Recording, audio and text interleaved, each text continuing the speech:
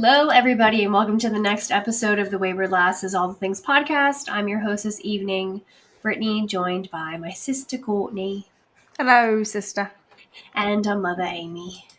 Hello, daughter. Hello, mother. She's getting it. She did it.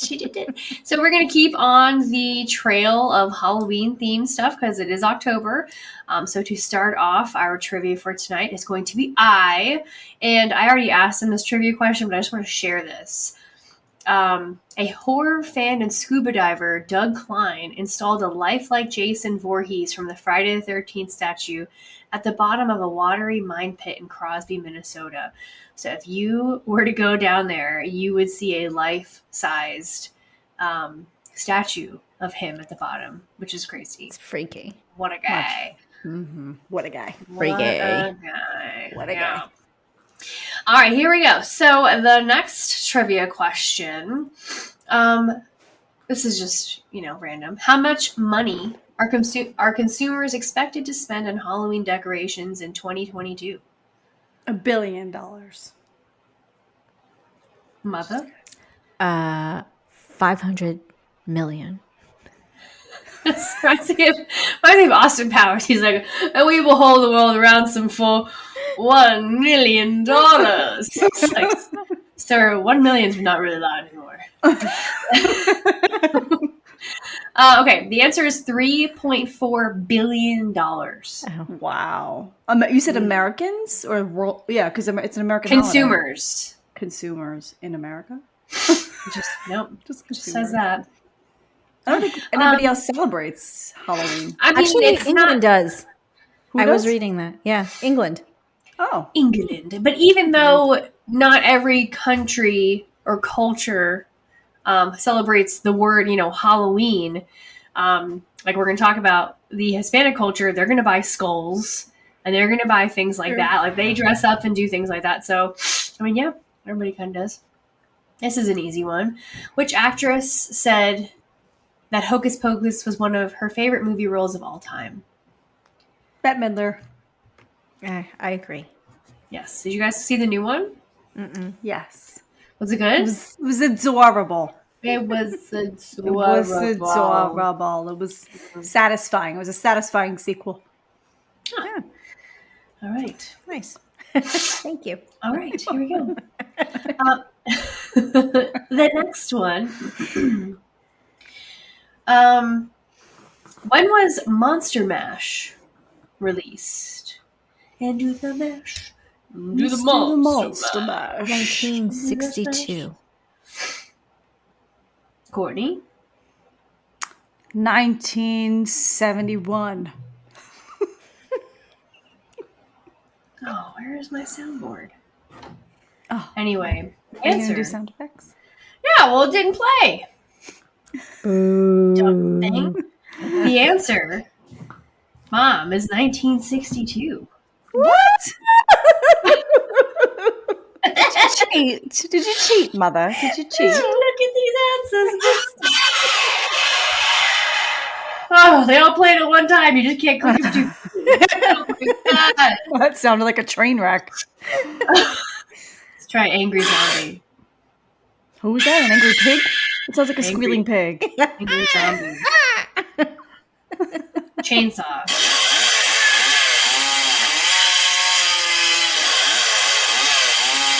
Oh, stop it.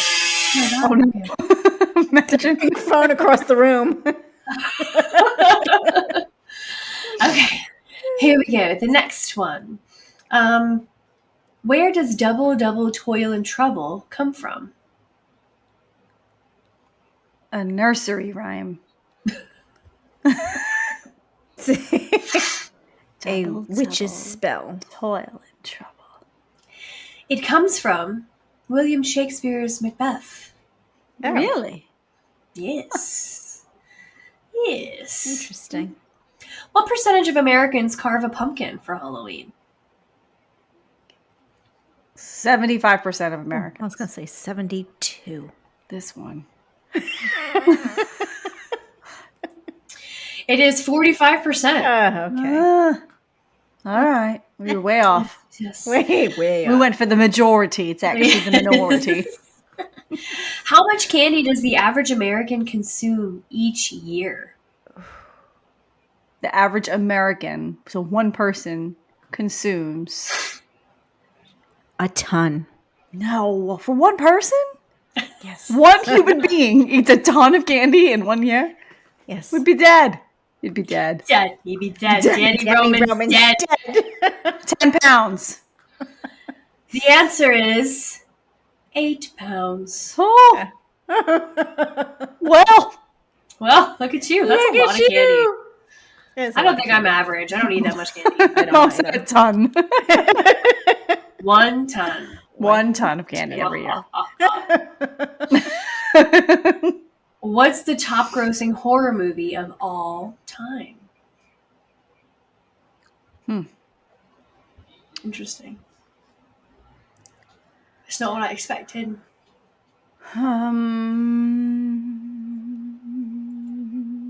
Saw? Mother. Nightmare on Elm Street.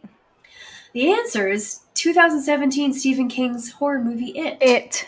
We had this Really? But it's the conversation. 2017 version, Not the not the original. Interesting.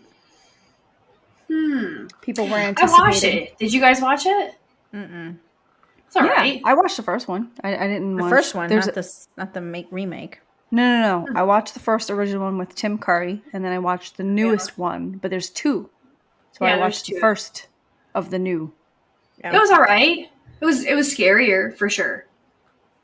Yeah, for sure scarier For sure because of scarier. all of the wonderful effects. Yeah. Oh yeah. Although Tim Curry was a pretty scary. Scary. Yeah, he just had it. So Yeah. He's good at playing scary people. Wasn't he the devil in Willow? not Willow. Legend. Labyrinth. Legend. Mm.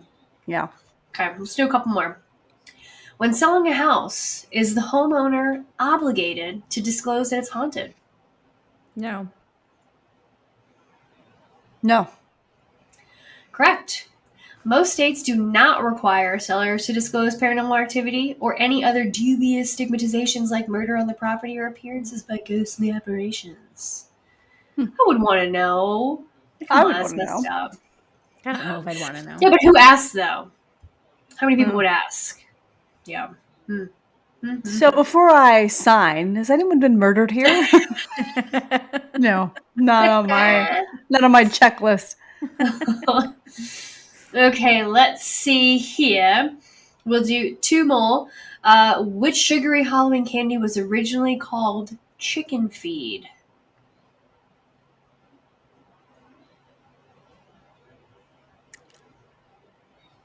Chicken feed. Just chicken. Candy corn? Because Mother? chickens eat corn, don't they? I mean, it sounds like a good enough answer. The answer is candy corn. That's so weird. All right. Chicken feed. The last one. Which film inspired Michael Jackson to collaborate with director John Landis on the Thriller video? American Werewolf or Night of the what is Walking it? Dead. What Thriller? I don't know. Zombies. The American, what is it called? American Werewolf In London? in London or Teen Wolf? One of the werewolf movies. The answer is American Werewolf in London. Look at you! I just because the costume and if you think about that movie with the eyes. and you think about the Thriller video, they're very similar.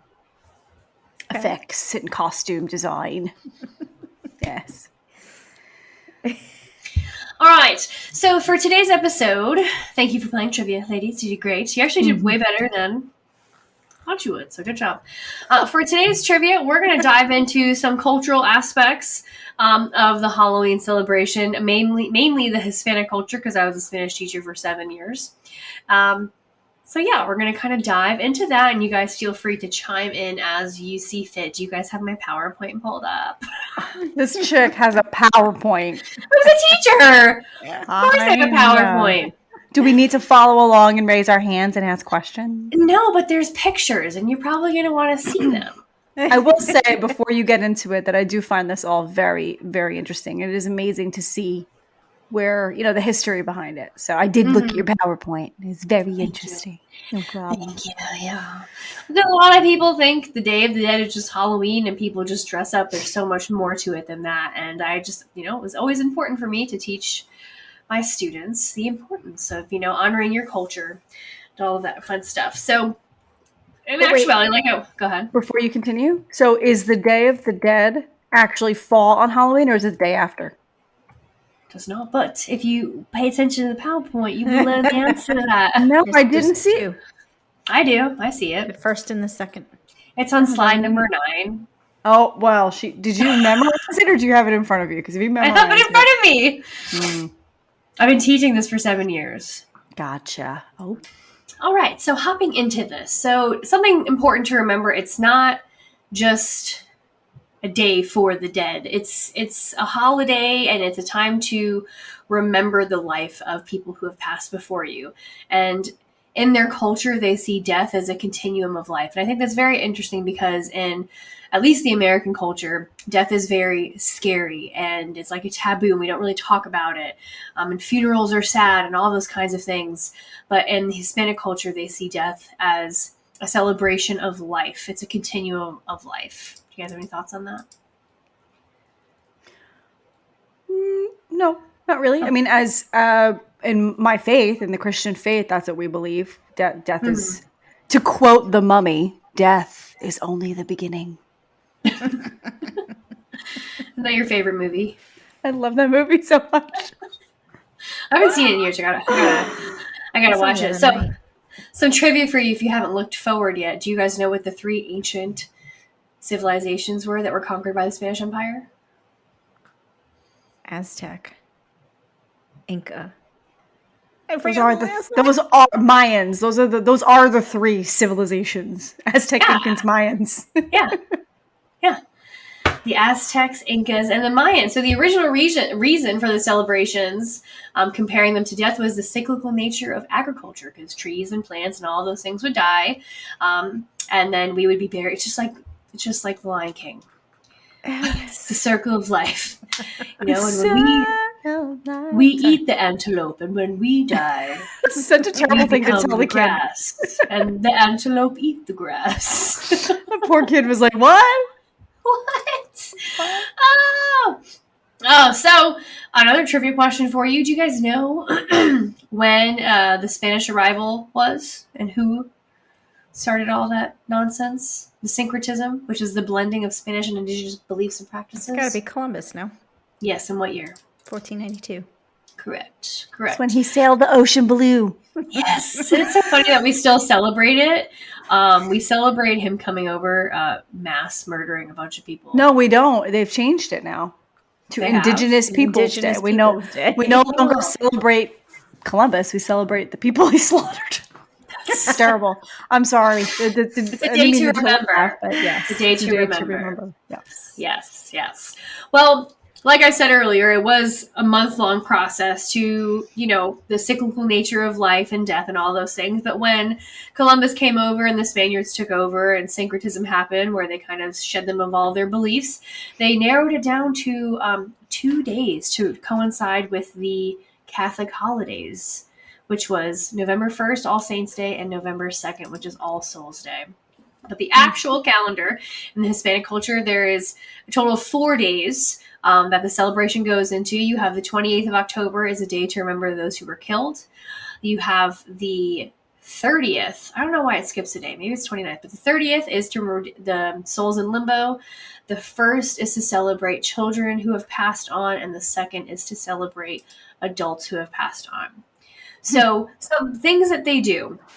Probably weeks, even a month before the Day of the Dead celebration starts coming up, family members actually go to the tombstones. They clean them off, they scrub them, they clean them up, they repaint them, they repair them, they decorate them with flowers and wreaths and floral arrangements. And if you look at slide number 11, you'll see it's like a huge It's like a festival. There's candles everywhere. There's flowers. People will go and spend the day there. They have musicians and mariachi bands, and it's like a whole party just spending the night or whatever day it is that you choose to hang out with your loved ones that have passed away, which I really love because when you compare it to the American culture, it's creepy as heck to be in a cemetery. We make it creepy, right? but we They make skip it creepy. movies Like there. when I went to visit David's family in Poland, we went to his father's grave, and it's the most beautiful thing I've ever seen. The cemetery is like, it's not all flat. It's like built into these hills, and there's these beautiful trees everywhere and flowers, and the tombstones are just like gorgeous. They're not just a headstone. It's like a full like piece of cement over the grave. It's like huge, and it's beautiful designs, and it's just like I would go for a walk there. Like it's a nice peaceful walk. You know what I mean? It's a lot different than here where it's just like dreary and scary. Scary. Yeah. Yeah. It's I scary. don't know why that is. It's kind of weird, no? I don't know. I don't know why it has become that, but I know that if you were to tell me that we're going to spend the night in the cemetery, like nobody would do that. Heck no. No. But the Hispanic culture, especially if if your family is into and actively celebrates it now, you're gonna go there and you're gonna spend the day with your loved ones who have passed on. And where? It's a riot. Right. So wait, can I add on to that, or I did not see it in your presentation, so I will just say I'm on slide 11. We are of Filipino descent, and Spain had colonized the Philippines from, I think, when Ferdinand Magellan went there in like the 1500s. So there's a lot of Spanish influence there. So much of the things that you said about Day of the Dead and, decorating the gravestones. I was asking Mama about that. They actually clean the gravestones. They paint them white. They stay there all day. They pitch canopies. They have food. They sing. They'll even spend the night there. So very, very similar to what they do in Spain, they do in the Philippines as well. So it's also the same. I spoke to David about how they do it in Poland, and it's the same. It's the same. Yeah. He said they're off of work and school, and people like wherever your family lives from all over the country, they'll all come to one spot and spend the day in the cemetery, and they'll clean it and take care of it and all that, and then they'll eat, and so it's like a huge thing. A huge thing. Yeah. Now, do they also do it on the same days? Yeah. Mm-hmm. Okay. Yep. And I think that's culture. too because of the fact that Poland is also a heavily Catholic. It's a Catholic country, yeah. Right? Mm-hmm. So they do the All Saints and All Souls Day. So that's why a lot of the countries that have this tradition are heavily influenced by Catholic tradition. Mm-hmm. Mm-hmm. All right. So moving on. You guys have seen Coco and the Book of Life, right? Right. Well, there is a flower, and it's a certain color, and it's everywhere. Do you know what color it is? Cempasúchil. Yellow. Yeah, cempasúchils. They're yellow, and they use it for the smell, and they use so many of them is because the smell is supposed to attract the soul back to earth and back to their loved ones. So I love that. If you look at like slide 13. You can put this slide up. You better put that slide up for people. Yeah. I know. We got to figure out how to share our screens. But if you look at slide 13, you can see how beautifully decorated some of these are. There's flowers everywhere. There's candles. There's all these other things I'm going to go into.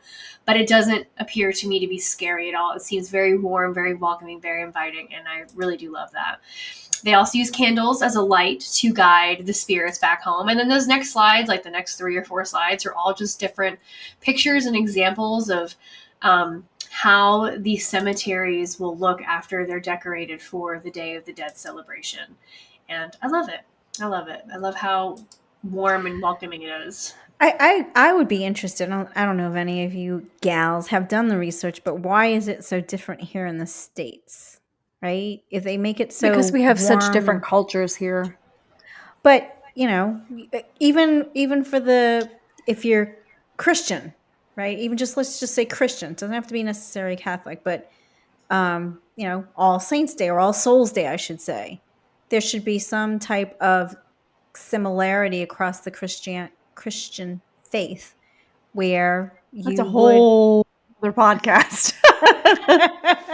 All right, let's just.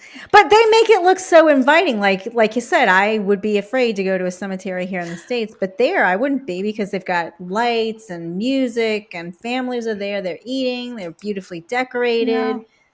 You know, My guess would be that it, even though it may have been, the days may have been heavily influenced by the church, the traditions are not continued by the Catholic Church. The traditions are continued by the culture.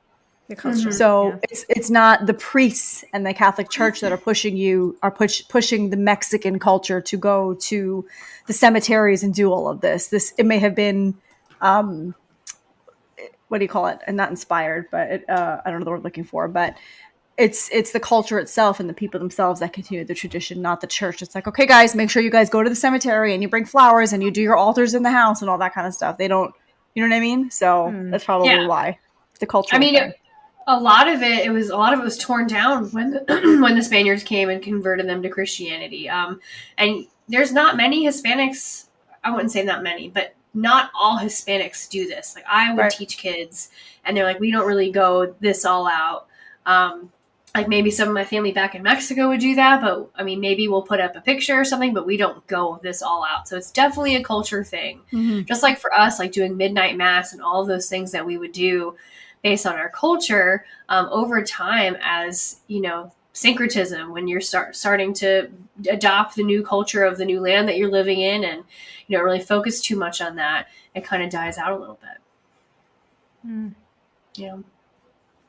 All right, so moving on. We know las ofrendas is the offerings. So you'll notice at kind of each gravesite, you'll see an offering, but this is normally also happening in the home. I'm on slide 19 now, guys. But the ofrenda is, especially at your home, it's an area that you're going to clear off, you're going to furnish, and you're going to kind of just fill it up with pictures and incense and candles and the cempasúchils.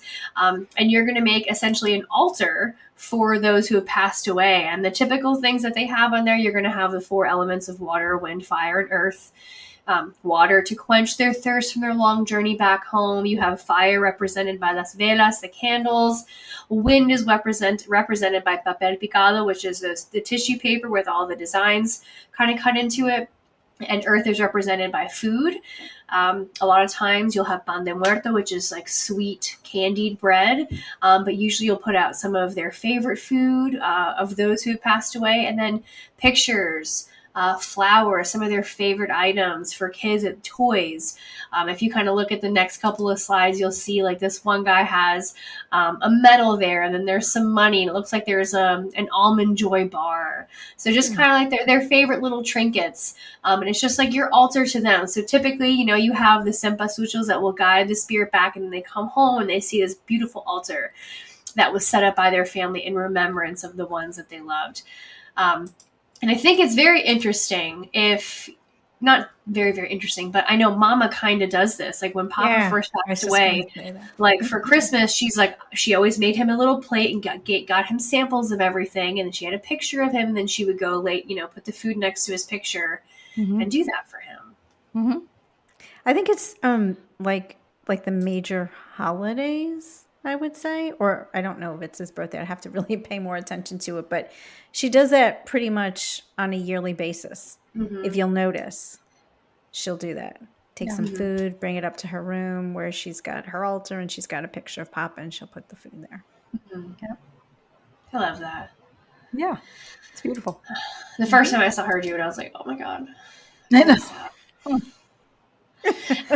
If you guys actually go to slide 21, there is a link. It is a virtual 3D tour of some stuff of ofrendas and things like that. It's pretty cool. You can kind of travel around to the different rooms. I think they had some different groups come together and make their own altars and ofrendas. So it's pretty cool if you want to kind of click on that. And let's find a way to link this in the show notes, this particular link, because it's so cool how virtual 3D tours work. You can go all around this building and look at all of the different ofrendas that are there. Some of them are for different cultures or for different groups of people. Some of them are for individuals, and you can kind of see how some of these different people have set up their ofrendas. So it's pretty cool. That's cool. Pretty cool. Pretty cool. All right. Oh, I know one of the folklores. I was listening is to that. if you didn't do this, then the dead would get revenge on the living if they weren't treated properly. So I know some people did that. But yes, lots of pictures, a lot of fun stuff there. Let me kind of scroll through this. Go to slide 23. What about slide 23? She passed 23 already. I know, I but I talked wanted about to go it. there. You said folklore, but La Llorona. Llorona. La Llorona. Who does she So remind you of? When I was watching the little clip it YouTube thing you had there, let's preface it by this. She married a guy, and they had a couple babies, and he would go away on trips, and he would spend a good amount of time away from home. Eventually, after he went on trips, he never came back. So she just wept. She was beside herself. What she ended up doing is she drowned her kids. And Why are we talking about this? Sorry. This No, is sorry. this is a folk tale No, I know. for Llorona. that Brittany has in her. Yeah, La Llorona. But what I thought was really interesting is this woman, she drowned her kids. Tell me if there's like a parallel. I'm trying to get you guys to like see what the parallel is. Are you going towards the woman in white in Supernatural? Yes, she was wearing white. well, yeah, that's exactly what it was based off of. Because she also drowned her kids in the tub, and it was like basically right after she did it, she realized what she did, and she cries now because she realizes she can't have her children back. So yeah, if you hear her crying, she's coming after you. They actually made a new movie for La Llorona. It was pretty good. Sorry, I'd like to see that. It was okay. It was okay. Look at Courtney. She's like, no. If you ever hear a woman crying, love to find a woman crying. Then the PowerPoint kind of goes into some other things, some Hispanic cultural foods. What I really enjoyed getting to look into is some of the dancing that they do. So you know how we would have the tinikling, and I don't know any of the names of other dances, but we would get together and do all of our cultural dances together in the Philippines. Well, they do the same thing, and a lot of them are Day of the Dead based. So you have La Danza de los Viejitos, and if you click later, if you want to watch them, if you click on those, they'll bring you to links to watch the videos. And they just dress up like old people, and they're just dancing around, and it's kind of fun. And then you have La Danza de los Tecuanes.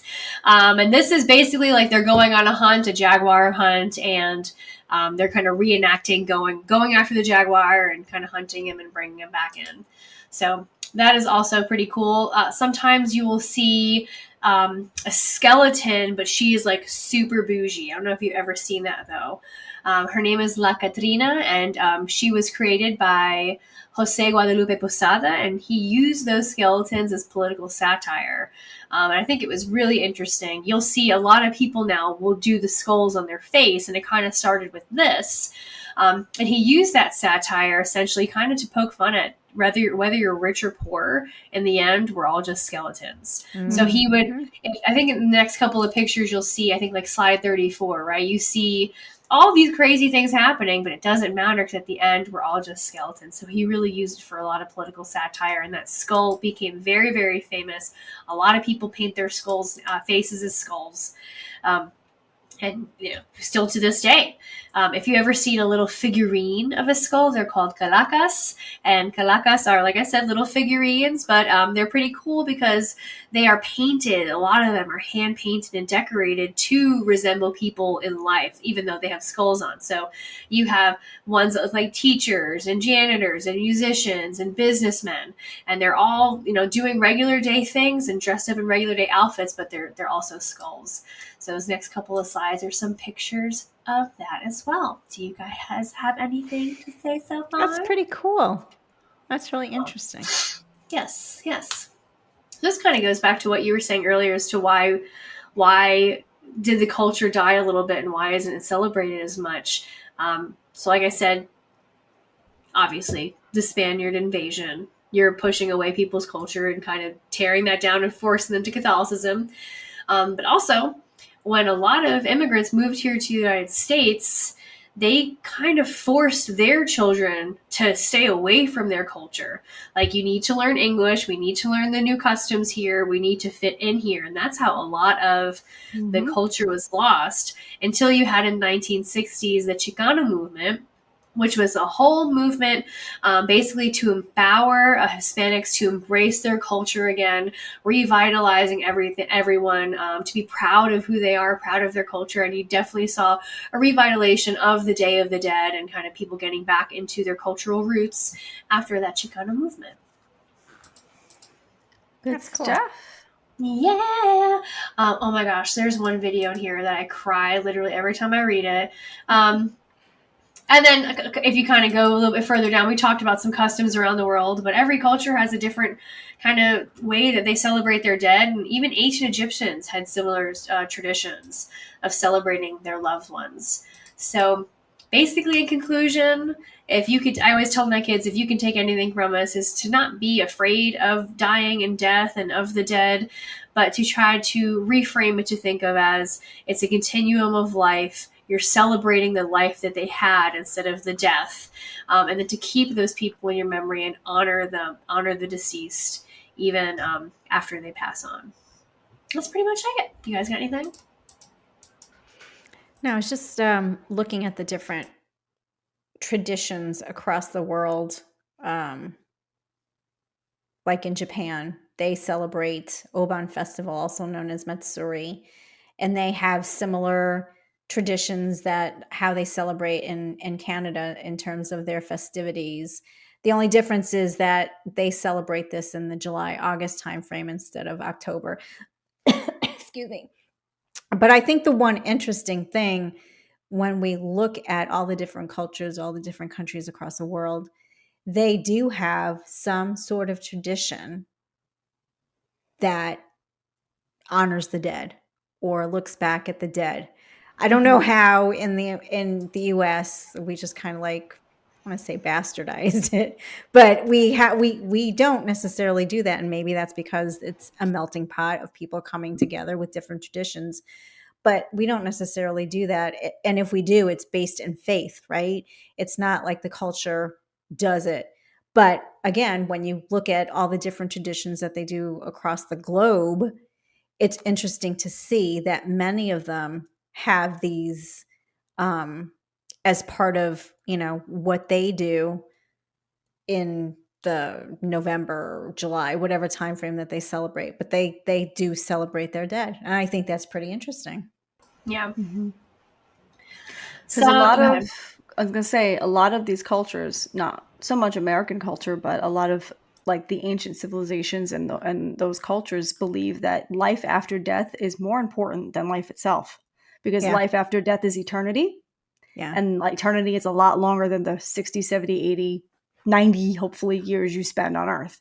Yeah. So that's another reason for why it was so important to remember the dead and think about those things, because they felt and still feel that it is even more important than life. Because then eternity is eternity. That's a mighty long time. It's a mighty long time. But I'm going to tell you, there's something I don't know. Some things to wrap it up. Some facts that I found. Only 28% of Hispanic adults actually celebrate Day of the Dead. Top 5 reasons that they do. 52% say it for family togetherness. 39% say it's to teach traditions to their kids. 37% say it's the ability to share the best of both worlds. 51% maintaining traditions. 46% food associated with traditions. Regions where it's most celebrated, you have 21% ranging from the southeast to Texas, 37% in the west, 27% in the mid of the country, and then 29% in the top little corner of the United States. And then the top 3 ways. Yeah, but it's more than that. Like if you see the cutoff line. Northeast. It starts in Pennsylvania. There's more of that than the Northeast. And then the top 3 ways in which Hispanics celebrate Day of the Dead, you have 21% of them typically celebrate at the cemetery. 25% of them buy or bake pan de muerto, or some sort of like food to celebrate, and then 17% build an altar. So it's not as many numbers. It's not as celebrated as you think it would be. But there is a huge Day of the Dead festival in Mexico. That would be so cool to go to. There is a video. Maybe we can share the link, but it's pretty cool. But remember, it just brought me back to, remember when we had the weird news, Brittany, the guy who was buried alive? Buried alive? Down in what was it? South America or something. Somewhere in South America. I mean, I think it was like a not fertility, but it was along those lines of some type of festival. Mm-hmm. I don't think it was the Day of the Dead. I don't think it was. Sorry, go ahead, Court. No. I was just going to say, do we have time or any interest in talking about where our American tradition comes from, or do we want to save that for another podcast? No, let's do it. Because I know we're at 30 minutes in. Well, this is something I was always interested in. So I know it's a Celtic pagan holiday, an ancient Celtic pagan holiday, and by Celtic it was like northern, like Ireland, Scotland, the UK, like all of those places, not just typically Irish. And it was a festival that marked, because they only had two, I guess they called it seasons. They had light season and dark season. And the dark season was between autumn and started between autumn and winter. So they would have a fire festival at that time. And it was called, I don't know how to say it properly in the Gaelic tongue, but I would just call it Samhain. And if you guys remember from Outlander, I think it's episode 1, that's exactly what they're celebrating whenever she goes to the stones. They're in Scotland, I think, and everyone's like, "Oh, you're here. Are you in town for Samhain or whatever it is?" So there was like a huge festival going on, so they still celebrate it. But it was a time for them so they believed that it was a time of death and rebirth. Death because winter was coming, but also after death always comes rebirth. And so they also believed that the gods and spirits of the underworld could walk around the earth on this day, and that these gods and spirits would play tricks on you. Mm-hmm. And so to appease them, they would offer things to them, like burn animals, burn crops. And people even started playing tricks on each other and would blame it on the other gods. Like, I would do something to you and be like, "Oh, it must have been those evil fairies." So it started to become a time of like pranking each other as well. And I do believe that's why they started wearing masks, as a way to hide themselves from the gods and the spirits that were like walking on the earth at that time. And then whenever, I think it was Rome, you said, Ma? Is that what you just said before? Rome took over? I think that's what you said, right? I heard you talking about it before. Keep going. Rome took over. Somebody took over. I don't remember who. And Christianity came in and they started, reframing things with a Christian mind. Oh, yeah, the Roman Empire. Yeah, okay. And so basically what it ended up turning into is what it is today, is a time where people would dress up and wear masks, and they believe spirits are roaming the earth, and they would begin to offer people like gifts or treats. It was originally, again, to appease the gods walking around the earth, but it turned into just part of the tradition of Halloween, was to, we'll give you treats, or we'll play tricks, we'll wear masks. So even though people who celebrate Halloween don't necessarily believe all that, it's still rooted in pagan tradition. Huh. That's very interesting. Also, that is interesting. I'm sure I missed a whole bunch of stuff, and anybody who's like really into it knows more about it. Those are the cliff notes. Those are the cliff notes. That's my Reader's Digest version. Yeah. There's, to just throw in there's this quote from, it's so silly. It's the movie Troy with Brad Pitt. I love that movie so much. But before he decides to go fight in the war, he goes to his mother, who's a goddess, and he asks her for advice. And she basically says, "If you stay here, you will get married, you'll find love, you'll have children, you'll be happy. But when your children are gone and your children after you, you'll be forgotten. But if you go to Troy, you'll win the war and you will be remembered forever." And so I think that's sad, that that's a lot of people's mindset, that I'm going to wither away and die one day and I'm going to be forgotten. And that's why I love this tradition so much.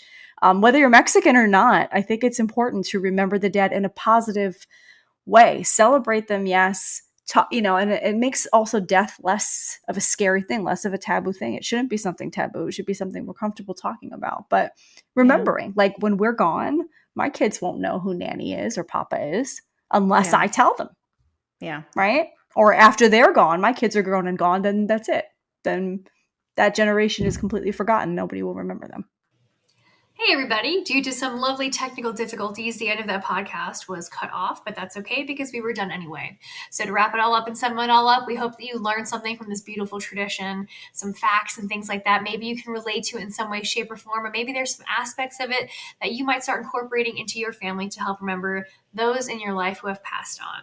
Remember to follow us on all social media accounts. We're on YouTube, Facebook, Instagram, Spotify, Apple Podcasts, Twitter. Write to us at waywardlasses@gmail.com. Visit our website, www.waywardlasses.com, where Mom's blog is, and our shop. So thank you so much, guys, for being here. It is always a pleasure to have you here. And until next time, we are the Wayward Lasses, reminding you to keep it real. Thanks for stopping by. Stay classy.